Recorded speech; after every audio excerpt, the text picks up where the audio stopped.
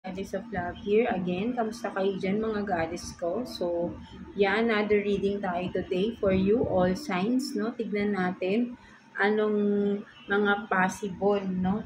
Na magiging sitwasyon nyo, no? This week, no? Or this month, no? Kung kailan nyo ito mapanood, no? So, tignan natin mga possible na sitwasyon ninyo, no? Current situation, no? Mga tignan naman natin sa inyo, Virgo, no? Ano yung mga possible na sitwasyon ninyo, no? Mga Virgo, possible na mga sitwasyon ng mga Virgo natin. Shuffle lang natin yung ating cards. Possible na sitwasyon ng mga Virgo natin.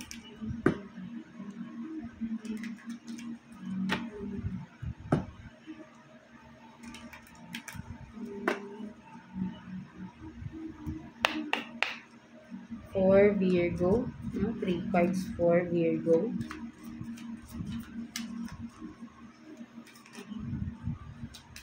Ito malun na, no? So, okay. So, 2 cards na lang for Virgo.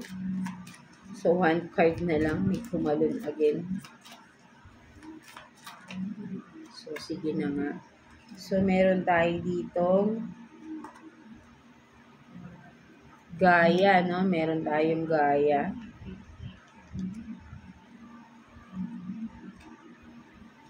Judgment. So, meron tayong Judgment dyan. And then,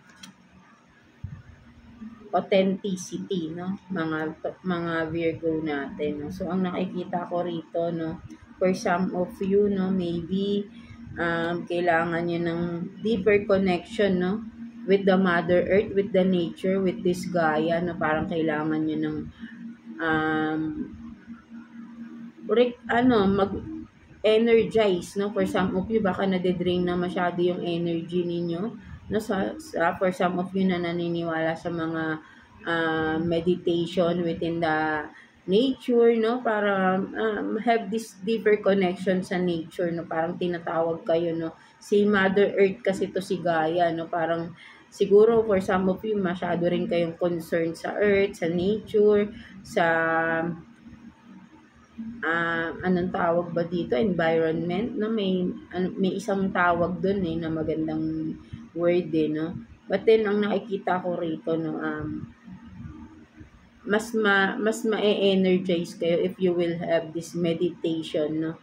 Within the nature, no? So, parang kailangan yung go with the nature. And with the Judgment here, no, ang nakikita ko naman dito, no, for some of you Virgo, no, parang yan, no, may mga transformation na mangyayari with the Judgment, no.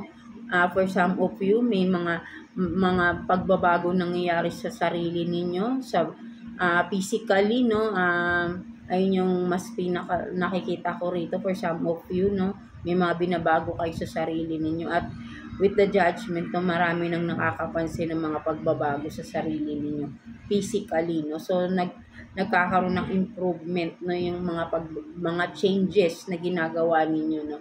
And with the authenticity naman dito, no, mga Virgo natin, for some of you, no, maybe ang nakikita ko rito, no, gender, no, sabihin natin na for some of you, no, tinatago niyo yung totoong gender ninyo, no, nahihiya kayo, no. But then with the authenticity here, sinasabi sa inyo dito na huwag niyong ikahiya yung sarili ninyo, right, no? Lahat tayo different, no? Hindi tayo magkakaparehas. Kung ano yung gender ninyo, huwag niyong ikahiya, no? Kung hindi kayo matanggap ng mga tao sa paligid ninyo, hayaan nyo sila, kasi ang mahalaga, masaya ka, no? Masaya ka sa sarili mo, na ihahayag mo yung sarili mo, yung totoong ikaw, no? Be true to yourself, no? Kasi mahirap yung nagpapanggap tayo. Mas mahirap, nahihirapan tayo pagka nagpapanggap tayo, di ba?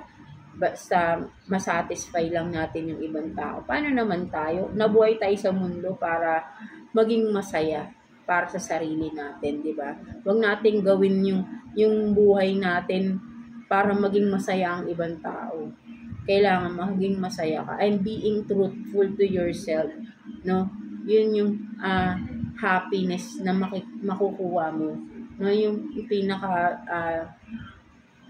sabihin nating blissful life kapag you are living authentically, no, within yourself, no. So ayun yung nakikita ko, huwag mong ikahiya yung sarili mo, no, mga Virgo natin, no. So yeah, that's it for you mga Virgo natin, no. So I hope na naka-resonate kayo, no, mga Virgo natin. So God bless you all. Thank you for watching, Virgo.